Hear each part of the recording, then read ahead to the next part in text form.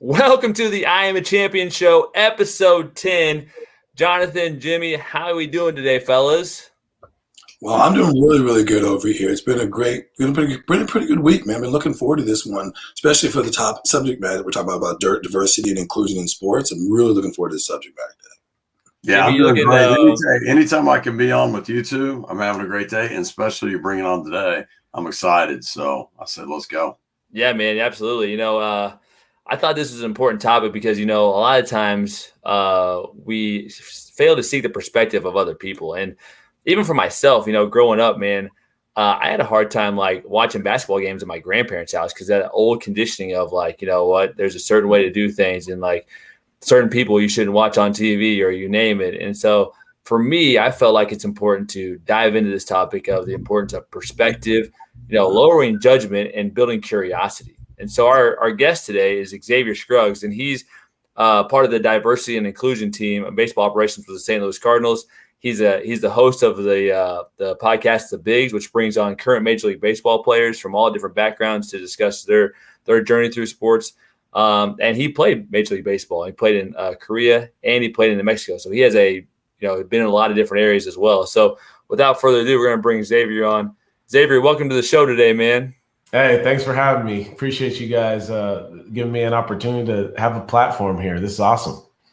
Well, Xavier, first I want to dive into this. What does it mean for you like to have a diverse and inclusive society, not just in sports, but also, in everyday life?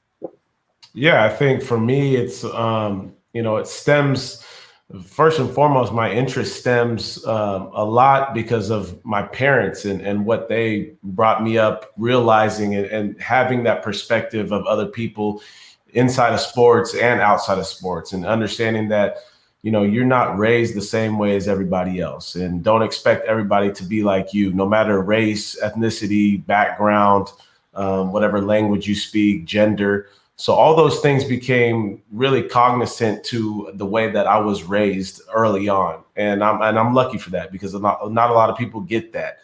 And for me, I've started to understand more and more as I've kind of gone through my path of professional sports and into the business world and transitioning into media and all that stuff is the more that we can be able to be open to understanding that, it's important for everybody to feel like they can succeed in whatever they do and important for them to feel like they're valued in whatever they do. Important to feel like they have a platform and that they have influence in whatever they do.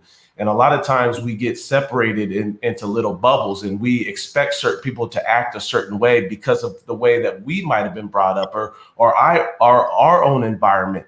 And so for me, it's about opening my eyes and understanding that not every environment is going to be the same. And it's okay. Like, it's okay to disagree with other people about certain things. But the more that we're open to the fact that everybody is different, that's going to allow us a better perspective to succeed in our own right and to have our own path and to work with other people. Cooperation, that stuff is extremely important to me. And if we have perspective in that sense, we can be able to develop with other people together. And we're stronger together than by ourselves. I'm glad you brought up the whole thing about how you were raised. And, I don't know how you were raised and stuff, but I was raised in a similar way. I have a very diverse and interracial family. My mom is French, Creole, and Irish. My dad is Panamanian and Korean. So I have every nationality is in my family. So I was lucky that way where you were exposed to that stuff at a very early age. And then I was in the military and I've actually, I played professional football. So you're around that whole place. I mean, I've been around people in those environments where they've never met someone in person of color until they came to your school or until they came to your team. They had never been around it and they had old ideas. So when you talk about diversity inclusion, what would you say to people that go, well, this is the way the world is. You need to adjust to this as opposed to being more inclusive. Why is that so important for people's voice to be heard? Like you were saying, why is it important for everybody to feel that way? Because there's people that believe that that's too bad. Just suck it up, tough it out. We don't have to see your point of view. You need to adjust to our point of view because this is the way the world is. What would you say to people like that? Yeah, I would say that you're excluding people from the conversation. I would say that first and foremost, diversity is, diversity by itself is understanding, okay, let's be able to bring other people into this conversation. But at the same time, I think it's more important about inclusion and making those people that we feel brought in feel included to the conversation and feel like everybody has an opportunity to succeed. Everybody has an opportunity to be themselves. I think a lot of times we get corporations and businesses so worried about the quotas when it comes to diversity, they forget about that inclusion point of view. When those same people that you bring in, you want to be able to retain those people. You want to be able to help those people feel like they're obligated to do their best and that they feel comfortable. So I feel like those people that mention those types of things, they may be closed off to a conversation that's only involved with the people that they want to have conversation with, right? A lot of times we only want to talk to the people that we feel relate to us. And I feel like if we're able to let them understand, hey, that's not how this whole thing works. It works better if we relate to other people that we have no idea we even relate to, if we open up conversation to that. And I think a lot of times we feel closed off because we may feel like this is such maybe a negative a subject a lot of the times. But if we highlight what we can do to include everybody, if we can highlight what diversity and inclusion is, I feel like people will understand more about the subject. And it's not just about what you believe in, me fighting what you believe in and you fighting what I believe in. No, it's about sometimes talking about our differences and agreeing to disagree, but at least I have your perspective on a certain subject. So everybody's going to have their own opinions, but I want people to understand that also diversity and inclusion doesn't mean me pressing my opinions on you. You know, that doesn't have to be the situation. A lot of times that's where that negative connotation comes from, is we feel like we have to be warriors about everything. We have to fight about everything. No, let's just have a conversation and figure out, okay, I want to learn your perspective, even if I don't believe in it. You know what I'm saying? Like, that allows me to understand more about who you are as a person and more about how you were raised and your developing your background. And that makes me better as a person in understanding those things. Hey, Xavier, I do have something I want to dive into. You mentioned, like, you're raised in a family that taught you that, we're all different. And I feel like part of our issues is like there's a lot of ignorance that goes on, that a lot of the conditioning we've had through families that we've been raised by, right? And I know that we all see differences, but I feel like then there's parts of people that start thinking that people are less than. People of certain, like, maybe skin colors or certain gender or whatever, they're not as good as others. And what would you say, like, to coaches and people that have a group of teams and people together that have certain type of belief systems about people? How do they go about trying to get that inclusion, but getting individuals to understand, like, we all are different, but we're unique in our own ways, and we all have greatness within us, and to see that in each other? Yeah, I would first help them understand unconscious bias, which is a lot of those things that we just automatically think about somebody else because of the way that we were raised or the way that we were brought up in our environment or what we're used to. So understanding that everybody has certain thoughts about somebody because we're encouraged with our own mental system to put somebody in a certain bucket or a certain circle so that we can feel comfortable. And once we start breaking those things down, we can understand how important representation may be for a coach or for a manager or somebody to say, hey, let us bring in somebody that maybe looks like somebody else, talks like somebody else, or somebody else can relate to them. That way I can see, okay, this person succeeded at whatever he did. There's opportunity for me. I think that representation part is so important. And it doesn't necessarily have to be, okay, this person needs to be added to the team. No, this can be somebody that comes in and just talks to the players. This can be somebody that comes in, talks to a group of people and represents somebody on that team that maybe they don't get that representation all the time. Maybe they don't see that type of person in their life. Maybe they don't have a mentor like that. Those are the things that I would encourage coaches, managers, people, leaders at high levels to be able to do for a lot of people that they're overseeing or that they're managing, whatever that may be. Because I think that representation part is so important to be able to understand as an athlete, as whoever in your career, man, if I can be able to see somebody that felt like they had a chance to succeed, or maybe they didn't feel like they had a chance to succeed, but can open your eyes to say, hey, this is where I got to, or this is how I was able to bring value to my organization. Those things become really important to me when we're talking about cooperation. And Xavier, I want to dive into this real quick and the importance of humility. Like, I feel like in order to have this kind of conversation, you have to, like, self-reflect and be able to come into a conversation by not letting your ego get in the way. You want to talk about how maybe you have used humility in your life to be able to see other people's perspectives, to be able to have a more inclusive conversation. How important is humility in these situations? Yeah, I think it's huge. I mean, we all have athletic backgrounds, and I feel like for me, it's you're kind of thrown into those situations a lot of the times. For me, I think of when I was in the major leagues and I chose to go to Korea in 2017, and that was my first shock of understanding, okay, I can't expect everything to be the way that I want it to be, right? Like I'm used to a certain way here in the United States, but if I get thrown into South Korea, I can't convince people that speak a totally different language to do things that I want it done the way I want it done.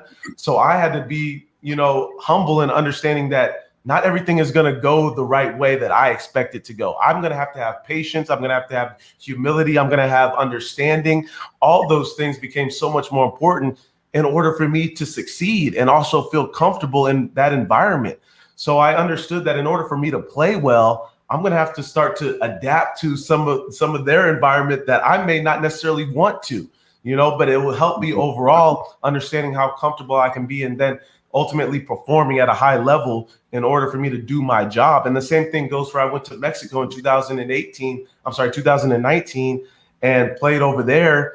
And that was another shock. And it was like, okay, I don't speak the language of Spanish that well, but I understand that in order for me to succeed, I'm going to have to pull back the reins a little bit. I think we get in this little circle of, okay, I need to control everything, especially in sports. Like we want to control everything. I had to understand I couldn't control it all. I couldn't control whether or not I read if that was a chicken restaurant or if that was pork or whatever that may be. I couldn't control that. So I had to step back a little bit. I had to ask for help. That's another part of humility, is asking for help and trying to understand that, you know what, I'm not going to be able to do everything that I want to do. I'm going to have to rely on other people. And I'm a man of faith too. So I'm going to have to rely on the Lord. And that's really important to me. So understanding that, hey, I can't do everything on my own. And Xavier, my first teaching job, I was in a very similar situation. I was at an urban charter school, and 98% of the kids spoke Spanish. They were Hispanic, right? And so sometimes it's literally throwing ourselves into an unfamiliar environment to show us how humble we need to be, because I was like, how am I going to communicate with these kids? So I had to get creative. I had to get, how am I going to share and relate to them? How are they going to trust me? All these things that when you're thrown in an environment that maybe whenever I'm the minority, which was unique for me. Okay, now I got to get creative as a leader, because I got to get them to buy into what I want to teach them. In order for them to do that, they have to understand, I care about them first before you can try to get them to do anything else. Right. No, I think that's an important piece that we all understand is building a foundation of trust, building a foundation of accountability. And you guys mentioned, I think James mentioned it earlier, talking about, not feeling like you're above somebody else, right? Making sure that you're serving just like everybody else, making sure that you're available. I felt like those things become so much more important.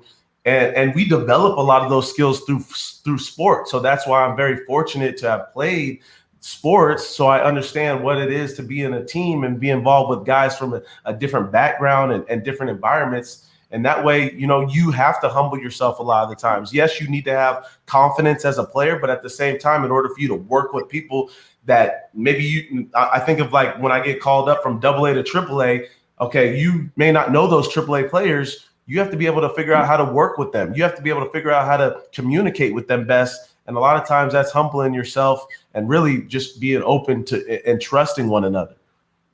That's awesome, man. So I want to piggyback a little bit on what Jimmy was saying, because I can totally understand it, where people think that they're different. And you and I probably grew up in pretty similar backgrounds in some ways. But one of the things when we were growing up, control was, in your mind, was confidence. If I could control this part or what I was doing, or I could outperform you, then I was obviously making confidence. But as you get older, you realize that control is like a placebo for confidence. If you actually believe in stuff and you're open-minded enough and you're secure with yourself, you can listen to different input. Because, we grew up around coaches that didn't look like us, didn't know anything about how we grew up. And they're screaming and yelling at you. And you're used to be If somebody screamed like that at me on the street right now when I was growing up, we'd have a problem. Now I got to adjust to listening to this man and go and overlook how is he saying it and look at what is he teaching me. Right. That you had to overcome that. If you're talking to young kids growing up, doesn't matter what their nationality is, and they're going into a different environment, they have to learn. Obviously, performance is important, but what would you tell them how do you help include yourself and be more in that diversity inclusion part? Not just expect the other person to have you do it. You understand how to navigate to help them do it. Yeah, I think that's one of the most important things. Like when we're talking about the youth, there's a lot of times we're expecting, parents to push something upon the kids or even, coaches, but sometimes we have to take responsibility as youth to do what we need to do to be successful, right? And I think you mentioned something extremely important and which I would urge a lot of the youth to do is understand that I can take something from everybody. I don't have to take everything from everybody, but I can take something from everybody. And that's one thing I always talk about is like, we all have strengths and weaknesses. And one way for us to strengthen those weaknesses is to find out what somebody else is doing that we're not doing. So if we're open enough to understanding, hey, I don't want to burn bridges. I don't need to close everybody off. There's something from every single person I can take, but I don't have to take it all from one person. Be smart enough to understand what works best for you and be open enough and be mature enough to understand that, hey, everybody has a chance to help me. If I close off one person, that could be a chance for somebody to help me down the line. I don't want to do that. So just being open to understand I can take something from every single person that I deal with, even if it's something that I don't want to do. Say I see a coach of mine that's yelling and screaming at a kid, and I see that kid is reacting like not the right way as a youth player or whatever it may be. Okay, I know later on down the line, hey, maybe that's not the way I want to communicate with my coach, right? Maybe I don't want to yell and scream at another player. So I can even take negative things and turn them into a positive for myself later on down the road. Hey, Xavier, so say you're getting into that. I'm a coach, and say I have individuals that I'm coaching, they're different ethnic backgrounds, different skin color. And I might be challenging them in ways to help them become the best version of themselves. But how do I, as a coach, connect with them?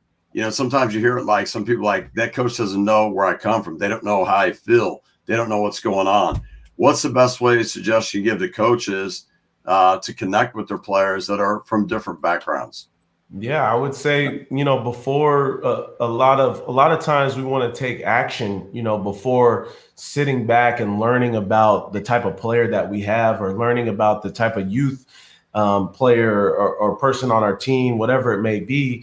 Like for me, in jumping into this Cardinals position as diversity and inclusion consultant, a lot of the first few months were just sitting back and learning about the players, like learning about the organization, learning about the culture of things.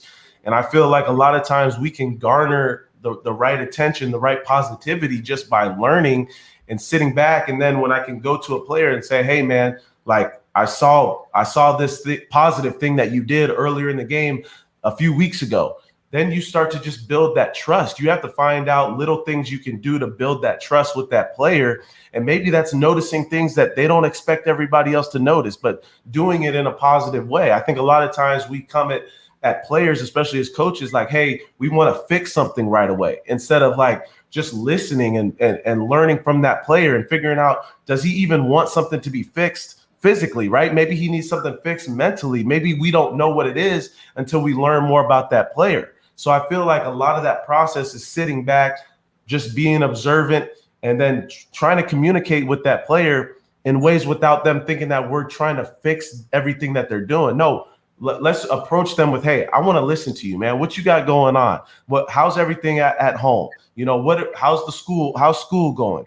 Everything, sometimes all those things outside of sport affect us in the sport. And if we're able to communicate those things first, that might help them on the field or help them on the court, whatever it may be. Well, let's dive into vulnerability too, Xavier. Like how, like when we're building trust and we're trying to relate to, and connect with our players, what piece of, as a coach, saying like I made a mistake or hey, I went through something similar, how important is that to be able to build relationships and where players can feel like they can come to you, like that pull factor, like they feel like they trust you? what role does vulnerability play in that? Yeah, I think that's huge. I think that's what, Jimmy was kind of talking about too, is, the way that we can kind of relate to those players is by showing them that we're human, right? That we're not above them. And that goes for every aspect of life, man. That's huge. Showing everybody that, I think a lot of times we're so competitive in sport. Like we always want to show that we're better than, instead of sometimes taking a step back and just being like, hey, I relate to you in this way, or I feel how you feel this way. And understanding that if we show our weaknesses a lot of the times, that can help communicate with somebody, that can build bonds, that can build foundation. And I think of a lot of the times that I'm talking with, a lot of athletes, and just especially now today doing media, is like a lot of athletes feel like their time is being grabbed away from them, especially when it comes to media. So if I can go to a player and talk about some of the struggles that I've had, and I think that's one of the first things that helps them open up is like, when we talk to people about our struggles, that seems to be something that is able to be relatable right away. And like, it shows people that you're open to not feeling like you're better than somebody else. So that's one of the first things when I talk about vulnerability, is what I like to do is show my struggles, is show where are those things that I've really had tough times with. What are those things I feel defeated on a lot of those times, because people have their own, and we talked about this too earlier, perspectives. Like if I look at Jason for the first time, I might make my own perspective about him. I might think he's a certain way, until he actually opens up to me and lets me know he's not that way sometimes. So, and I think especially as athletes, we have a tunnel vision too. So we're like more focused on ourselves a lot of the times. So if somebody's able to come and open up and show vulnerability, oh, okay, now I can open up that tunnel and start to understand it's not just about me, right? It's about other people. It's about the people I affect. It's about the influence that I have around others. And when we're talking about a team aspect, that's when that stuff becomes most important. I think too, man, like whenever you're able to share your story, whenever you're able to relate to people, that's whenever like the walls of judgment come down based off of appearance, because, you may have completely different backgrounds, but gone through a similar experience. And that might be that one bonding experience that helps you open up, or that helps you see them in a different way that maybe you saw them before. And I think what that's where you get transformation and change, is whenever you as a leader are vulnerable about maybe your experiences, the mistakes you've made, and they don't see you as like superhuman or perfect or like unapproachable, but actually you become more approachable because they know like, oh, okay, Coach Xavier's kind of been through some of those similar things. He might understand what I'm talking about because of a previous conversation or of a previous story that he told where he messed up or didn't know what to do, or was kind of struggling with maybe some confusion or whatever it is, you name it. And I think that's where vulnerability is such a key thing. No, I'm glad that you mentioned that, because for me, that's like all I've tried to do, even throughout my career in understanding social media, right? For me, like I wanted to be able to put out there, the type of person I am, the type of family man that I am.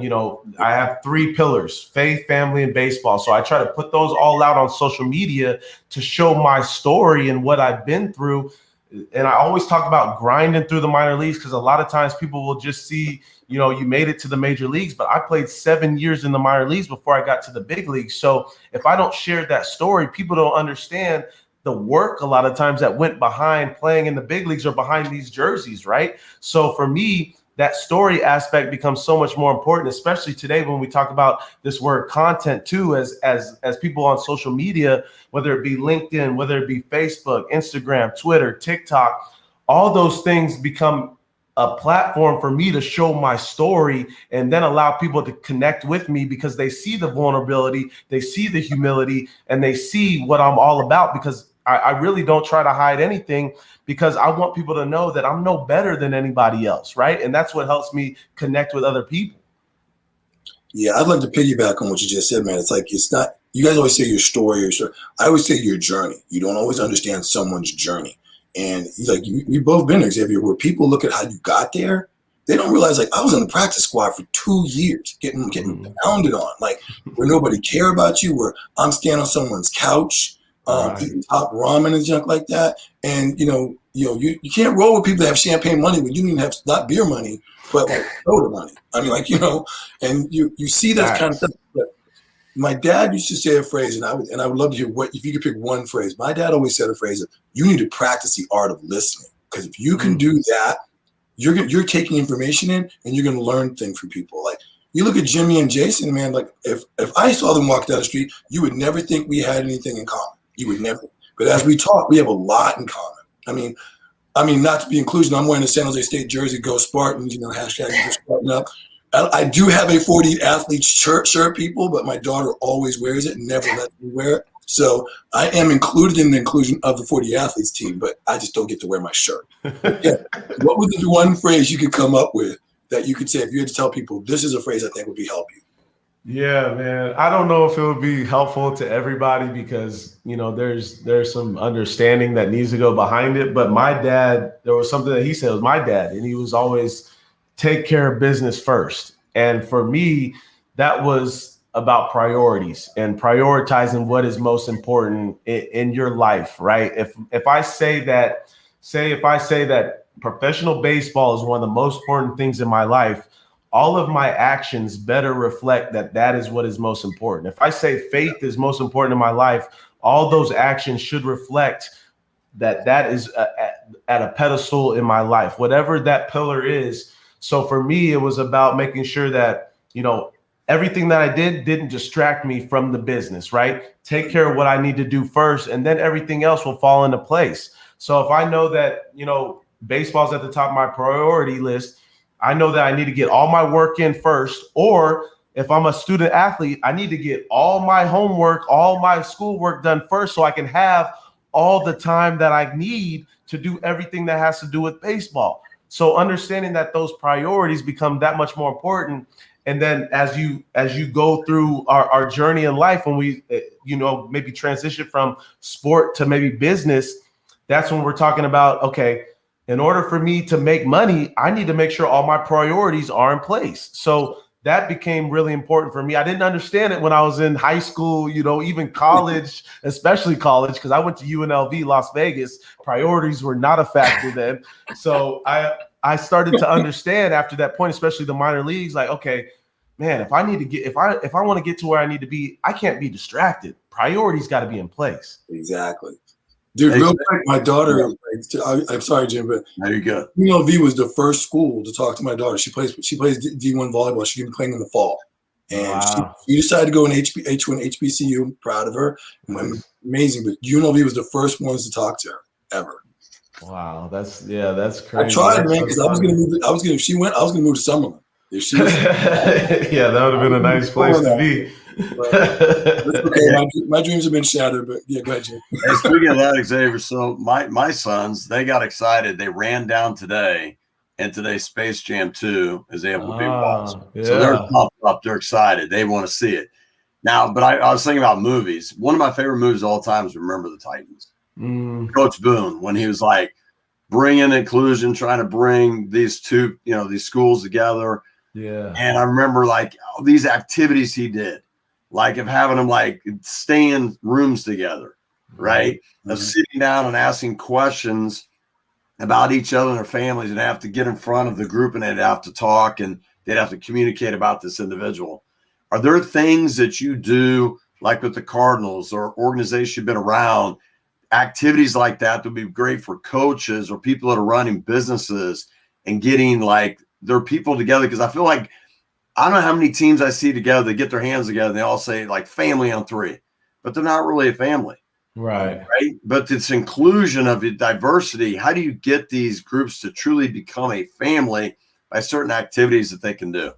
Yeah, I think there's a lot of team building activities and those are all great to me, but especially the younger generation now, they consume information in such a different way a lot of times. So for me, it's almost more about, the way they use applications. So if I need to be able to one of the big things that I do with the Cardinals is provide content in multiple different ways. So that could be by podcast, by sitting down with one of the players and sitting and learning their journey and their story and putting it in their Teamworks application, which is something that all of them check early in the morning. It's the first thing they check. So if I can sit down with the guy and listen to his journey and take 1 minute from that and put that little 1 minute in a clip, that hits people a lot of times more than maybe a team building activity.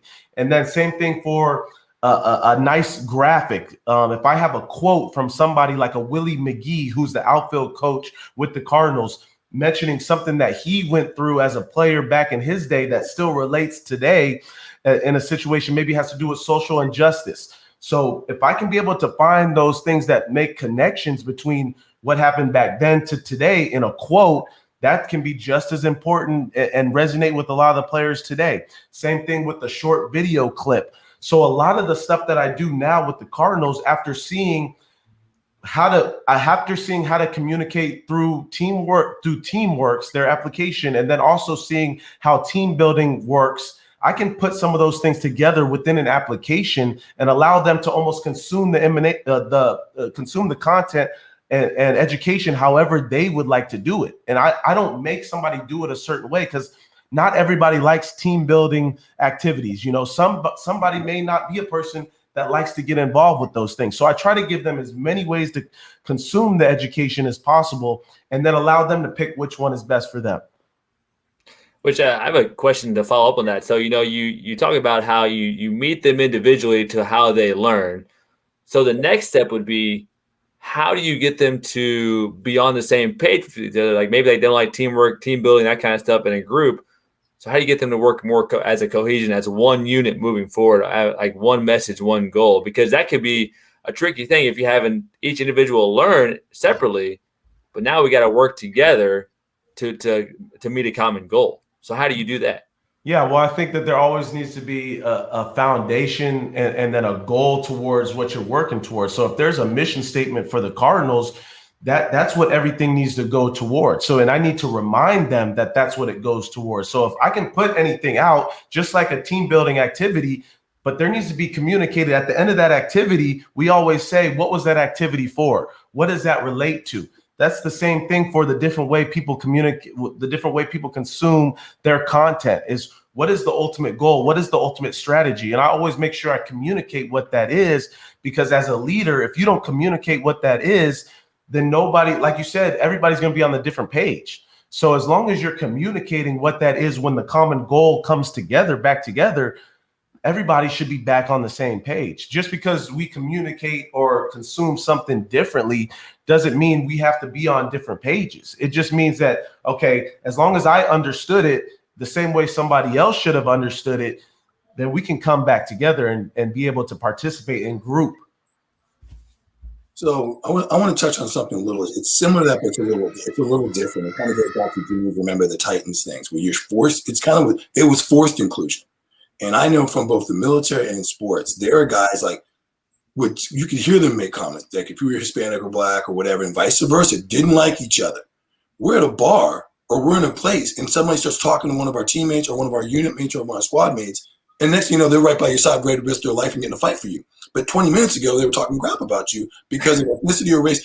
It was the most confusing thing in the world for me until I got older and realized the only reason why we got close was because we were forced into a common goal.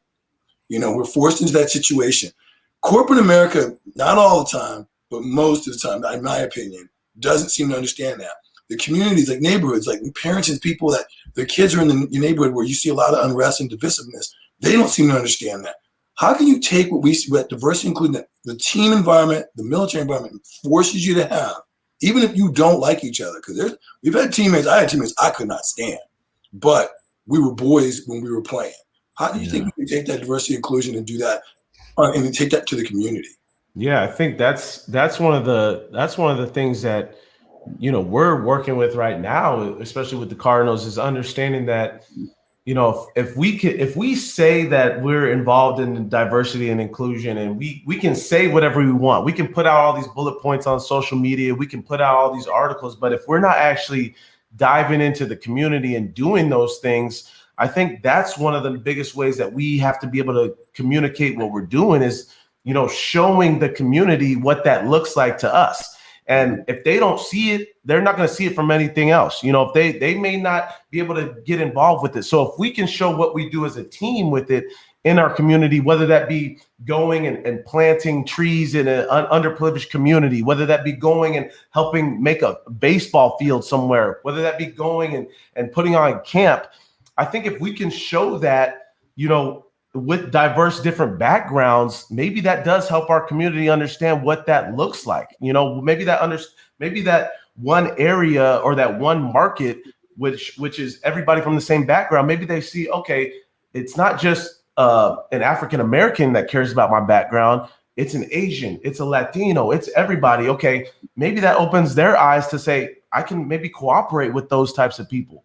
Maybe it's just by example. And I think those are some of the same things that we're still trying to figure out today. But if we don't show that representation of how we do it as a team in our community, then it's not going to happen. Yeah. Xavier, I want to jump into this. Jason mentioned earlier, it's like, him and I, backgrounds growing up were maybe grandparents, great grandparents, or people of, our families, like you might be watching games. Yeah, it is in sports. It brings people together and people root for teams, right? And want to succeed. And it doesn't matter skin color, doesn't matter ethnic background, whatever. But at times when the game's over and when, you're out of the stadium or you're out of watching the game and the same person's walking down the street, now they might be saying negative things about them or about, their color or who they are. Do you talk to athletes about that? About like, hey, listen, you're playing in a sport that people love you when you're playing, maybe not all the time, but if you're succeeding, they're going to cheer, love you. But outside of it, they could be thinking a different way about you.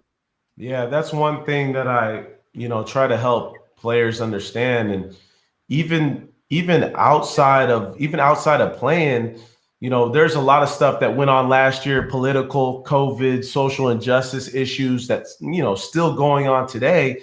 But certain players were able to, put out their opinions or put out what they thought about certain things. And I wanted, and I still do this today, is help the Cardinals players understand that your brand, your platform, your opinions, everything that you have out there can be received both positively and negatively. And I want you to understand that you are open to criticism as soon as you put something out there on social media, as soon as you put yourself out there in general, even if you put yourself out there in the community to give back, you're going to be received a certain way to a certain person.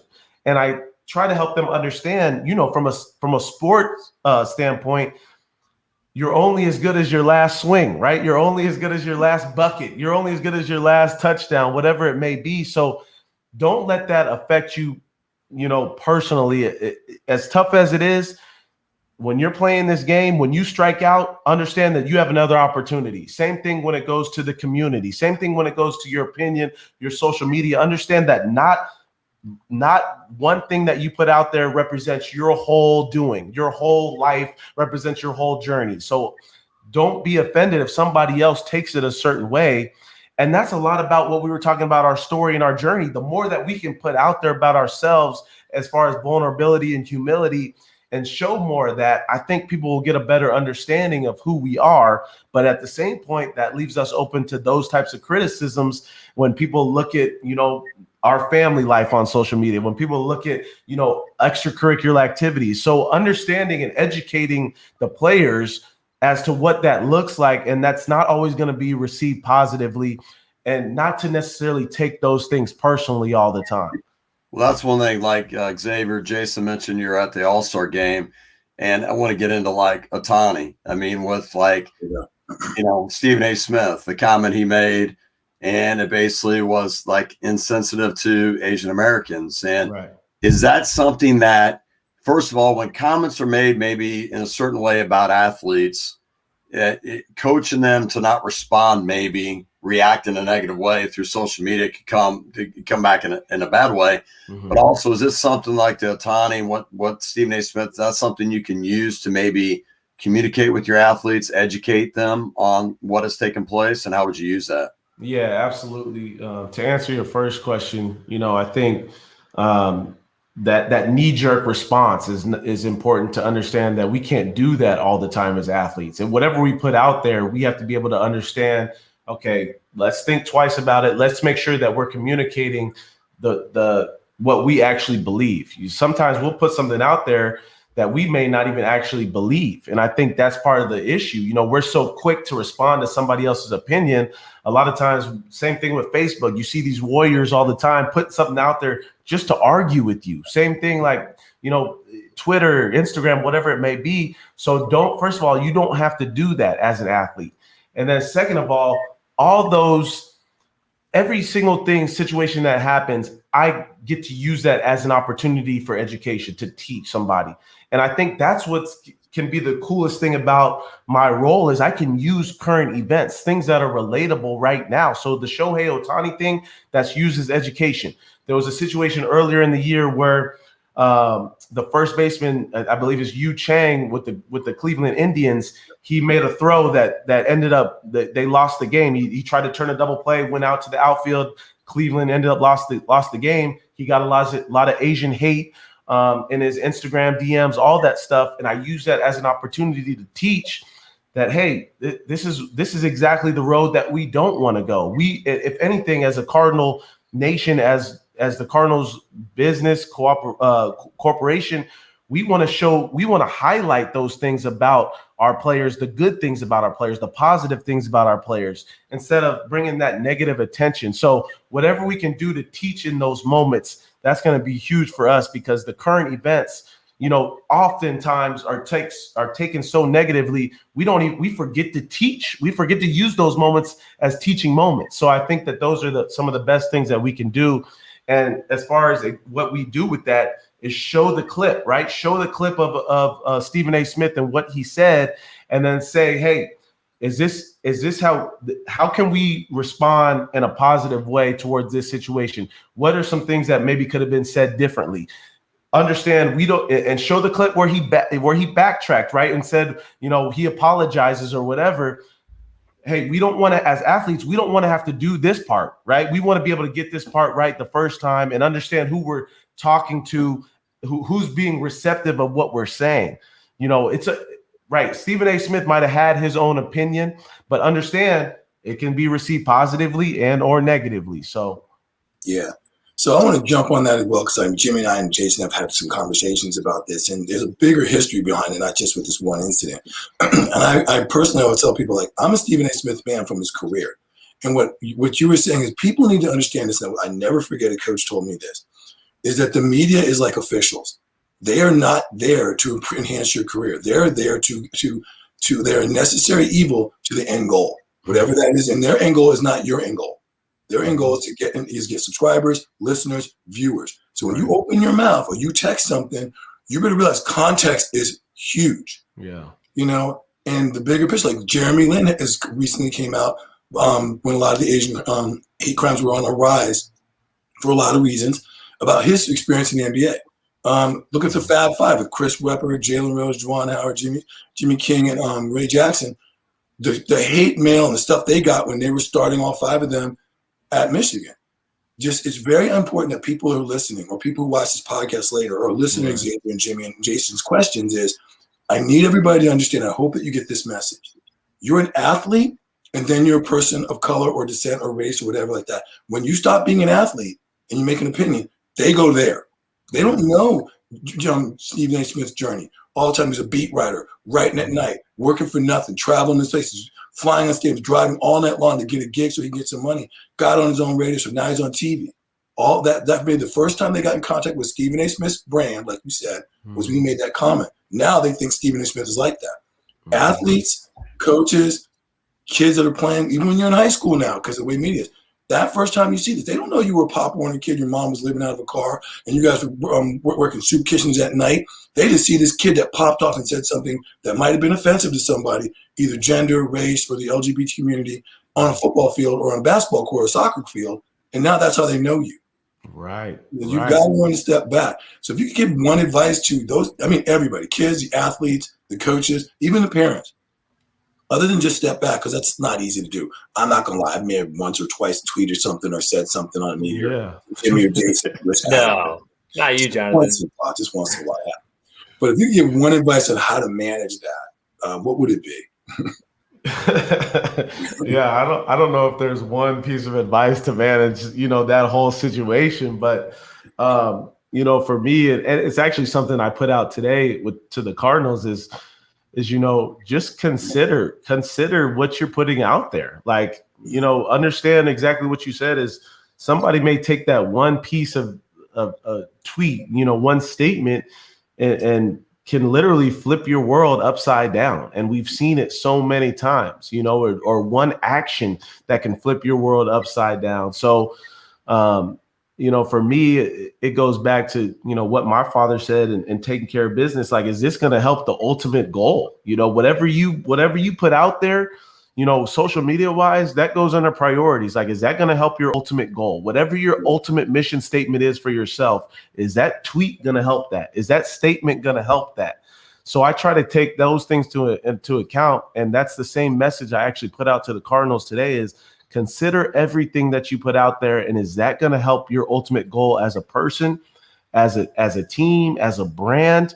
Because all those things fall under the same line. Like, I don't want to, if I say I'm a man of faith, why would I make a statement that almost does the opposite or contradicts that? I don't want to put anything out there that contradicts that. And I think that's what's important for us to remember as athletes is like, and as people is like, whatever our goals are. And I think that's why it's important for, like, I always tell athletes, sit down and write down your goals, write down your mission statement, write down your priorities, write down your routine, because if all those things don't fall in line, then something's wrong there. So, and the same thing goes for the content that you put out there. I think it goes back to this too, Xavier. Like I said, no one's perfect. We're going to make mistakes, but I like what Stephen A. Smith did do. He came out and said, listen, I'm not having ESPN make statements. I'm coming out saying I made a mistake and I'm sorry. And this is what I did. And I feel like when people do make mistakes, and sometimes they double down and act like they didn't do it. They act like it wasn't them. And I feel like it goes back to what Jason said. I feel like Stephen A. showed some humility, right? Showed I made a mistake. I'm willing to have a conversation to understand where you're coming from and what's going on. Was that something you recommend people when they do make mistakes to come that way to ask for forgiveness and come open with that? Yeah, and I tweeted about this, I think yesterday too, or something. It was either yesterday or the day before. And I think the biggest thing, like a lot of us see, the negativity. Like I saw a lot of negativity on Twitter, and it reminded me of other athletes and other situations where, okay, this guy backtracked on what he said. Does he really believe that? The only thing I cared about is that he took accountability for what he said. And I think that's what we don't see enough of is just taking accountability and saying, hey, I'm sorry, I was wrong. Even if that's my opinion, maybe that's something that shouldn't have been said on national television. Maybe that's something that should have been kept between myself and whoever else. Like, he took accountability for what he said. He didn't say it was ESPN's fault. Like you said, he took it upon himself. And I think that's what athletes should do when they understand that there is a mistake, or they understand that there was something that they said that shouldn't have been said, or they responded in a certain way. I think that's one of the best things that you can do. Yeah. And well, Xavier, we appreciate you coming on today. And as we kind of end the day here in the last segment of the show, we want to know this is that what we ask our guests on the I'm a Champion show is, what does it mean to be a champion of diversity and inclusion? What does that look like to you? Yeah, no, that's a solid question. I think for me to be a champion, I think that would, especially when we're talking about the Cardinals, is I want the Cardinals to represent what that looks like for all of sports. Like, I want all of sports to say, man, the way that the Cardinals do it, that's the way that we want to do it. They're doing something right.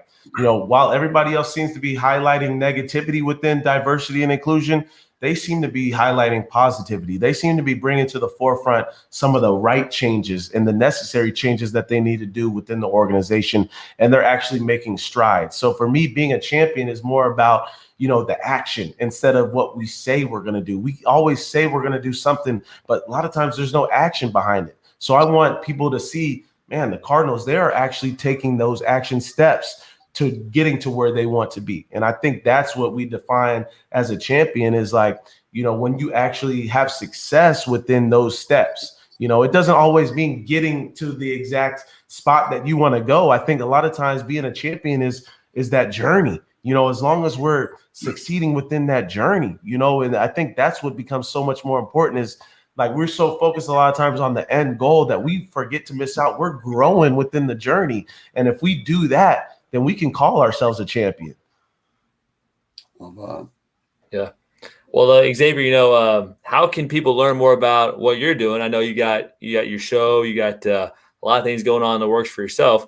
Where can they find you on social media, Instagram? Can you kind of give us some more insight on where people can find more of your work? Yeah. You can find, I'm on Instagram, Twitter, TikTok. Everything is Xavier_Scruggs. I also have a podcast that you mentioned earlier called The Bigs. You can check that out. Dives into a lot of the journey of a player and a lot of what affects them on the field and how it affects them on the field and vice versa. And a lot of different themes within the game that everybody can relate to, not just baseball people. It's everybody goes through certain things and everybody can relate to those things. So The Bigs is that podcast. Also, I do ESPN commentary. So they can catch me on ESPN, doing baseball games. So, but man, the best way to connect with me is through social media, Xavier_Scruggs. Cool. Yeah, man. And The Bigs, I would definitely highly recommend people because it's really cool because you don't always see the lives of the current players. A lot of times it's after they're retired. So for you, highlighting people while they're playing is a pretty neat show. So again, thank you, Xavier, for coming on today, man. No problem. Thank you guys for having me. I appreciate you guys and what you're doing, man. Any time that I can jump on a platform, that's doing some things that are similar to what, I would love to see more other people doing and having that influence that we have as athletes, as people within the industry, and just teaching and educating and just giving our background experiences. Those things I'm really passionate about. So I appreciate what you guys are doing as well. Hey, Xavier, real quick, too. I not only appreciate what you're doing with the Cardinals, diversity and everything you're doing, but also I know like your exoathletes, your .com page, it looks like you're doing some great stuff with like developing youth and developing them to become better people and better players. So that's another side I looked up and I just see what you're doing. So keep up the great work on that as well. No, thank you. I appreciate that. Yeah, man. I'm always very appreciative when I see people trying to do whatever platform vehicle they're using, trying to do something different and give back. There's enough negativity out there. You don't have to go find it. It's just, but making sure we can highlight is a little good. If two kids watch this or a coach watched this and said, that was pretty good. I got that point. Let me go ask Jimmy, who's been struggling on my team. It was worth an hour of our time. It was absolutely. I believe you that. Got a question with the jerseys, man. What's with the 50 numbers? I mean, man, I actually didn't choose the numbers, man. I didn't choose the numbers. So these were the ones that were given to me when I got to the league. I never had that pull to be able to be like, hey, I need number 15 or I need number 10. So Xavier, all I know is this. It might not be the 50 part, but I know when I roll dice, I need to roll fives. Look at you. Fives going here. I phone Xavier. Give me fives. Fives right here. Yeah. He's got 5 on every one of them. Jimmy's trying to put 5 on it. I get it. Come on. 5. I get it. Five's wild. I know the jersey thing, man. You know it's bad when you show up to different practice and you get a different number like every practice. Nobody's invested in you. You have to worry about it. You don't ask anything. Xavier, if you'd have got like 99, that'd have been different. What was that in? That was in the Major League Baseball, wasn't it? Wild Thing didn't. Oh, Ricky Vaughn. Yeah, like Ricky Vaughn. Yeah. Hey man, Aaron Judge's number is 99, so he's doing all right. Yeah, his number is 99 too. That's right. Well, if you could pick a jersey number, what would you pick, Xavier? It would be 15. So I'm glad that I got a 5 in the numbers. So 15 is my favorite number. Yeah, our family there we go. Yeah, our family number is 27. I wore 27 all through youth football, all the way up. And I really got into it because of Steve Atwater. And then my daughter, it's her birthday number. So and the only time I ever won anything on the lottery, 27 was part of that number. And and so when we can't get 27, we take 2 or we take 7. Mm-hmm. Yeah. Love it. I love that. Xavier, man, enjoy your Friday. Enjoy the second half of the baseball season, and we'll communicate soon with you, man, for sure. All right, sounds good, fellas. Appreciate you guys. All right, Thank guys. you. Bye, man. Well, guys, man, once again, thank you all for joining us today on the I Am a Champion show. Jonathan, give me one quick takeaway on being a champion and diversity and inclusion. I think you got to actually step up and actually start living what you're saying. If you really believe diversity and inclusion is important, or you want to see it differently, you got to start taking steps. You got to start listening more. You got to start being more respectful. You got to be more humble. You got to actually do something about it. I mean, you don't know that kid's journey. You don't know that person's story. You don't know their background. And if you're not going to take the time to learn, listen, and be humble about it, and then act on it, it'll never get better. It's one thing to post, I agree with you, and click a like and put a heart up or send some emojis, but that doesn't actually do anything. So I would say if you want to be a champion of diversity and inclusion, start taking some actions and start by listening and respecting people's journey. Jimmy, what do you got? Well, I want to say this, Jason, you talked from the beginning. Sometimes our conditioning, like we talked about genetically and environmentally through the years, you can be conditioned in certain ways of how you view, right? People of different colors, different ethnic backgrounds and this. And we always say in camps, we say this, get comfortable being uncomfortable. Yep. And I think you have to get comfortable being uncomfortable, but not only what Jonathan said, let's not just talk about it. Let's take the action steps that we need to. Get yourself out there. It's going to be maybe uncomfortable for some at times, but you'll get more comfortable with it. And through those actions and being truly intent on it, and as you said, humility, being humble with it, we're going to be able to see great change taking place. Yeah, and I think the final thing that comes to me is drop the ego. Like, put your agenda aside, and then that way you can humbly listen. Because a lot of people hear stuff, but to actually listen and take in and gain perspective, that's a whole nother level. So guys, thanks again for coming on today, and we look forward to another episode here coming up in another couple of weeks. Jonathan, who we got coming up next? Well, I'm looking to try to get Douglas Younger III. He's a gentleman that runs a company called 3 Steps Forward. And what that is it helps companies that are entrepreneurial startups and stuff. And they've already been invested. How to help them, get their go-to-market quicker and get to the market space quicker. He's brother. He's an African-American gentleman. He's helps a lot, especially with women and minority startups and stuff, and how that works with them. But he also has a direct tie to the sports world. He's working with the Kings. He's working with a couple of minor league baseball teams. He's trying to get into the NFL in his own way. And so I'm really looking forward to seeing how that's going with him and sharing that experience with people out there that are maybe thinking of being entrepreneurial as it relates to sports and athletics, just like you guys are doing with 40 athletes. And we're talking Sacramento Kings, right? Not the hockey team, but LA. Yeah, Sacramento. Okay. There's a couple Kings out there, so just make sure. We're in the Bay Area, man. I mean, we're talking Sharks country up here, man. You mentioned the Kings or the Ducks up here. Shoot, you gotta be kidding me. You're the enemy as far as they're concerned. Well, sounds good, man. Well, hey, look forward to that episode coming up. And guys, have a great Friday and enjoy your weekend. All right, guys. You too. Be good.